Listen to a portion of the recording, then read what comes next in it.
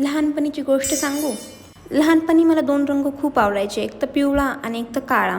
त्याच्यामागं विशेष असं कारण आहे लहानपणीचंच. आपली जनरेशन ती जनरेशन आहे जिचा अर्ध्याच्यापेक्षा जास्त दिवस बाहेर खेळण्यामध्ये, उन्हामध्ये, आंबे तोडण्यामध्ये, चिंचा तोडण्यामध्ये गेलेला असतो. आणि ते सगळं करून आपण झालेलो असतो काळे कुळकुळीत, हो की नाही? मग त्यावेळेस असे 2च रंग होते ज्याच्यामध्ये मी गोरी दिसायचे, एक तर पिवळा, एक तर काळा. आणि प्रत्येक मुलीला लहानपणी असो किंवा मोठ्यापणी गोरं दिसण्याचं ऑब्सेशन असतंच. तसंच लहानपणी मलाही खूप होतं. तेवढाच मनाला एक दिलासा की आपण ह्या 2 रंगामध्ये गोरं दिसतो. मग मी पिवळ्या रंगाची नाही, पण काळ्या रंगाचे खूप कपडे घातलेत लहानपणी. आज ही पिवळी कुर्ती बघून मला ते दिवस आठवले. तुमच्या आवडीचेही असे काही रंग असतीलच, कारण प्रत्येकाच्या आवडीचे असतातच. त्यात लहानपणी ते गोरे दिसत असतात. पण खरं सांगायचं तर मला अजूनही असंच वाटतं की मी पिवळ्या आणि काळ्या रंगामध्ये जास्ती गोरी दिसते.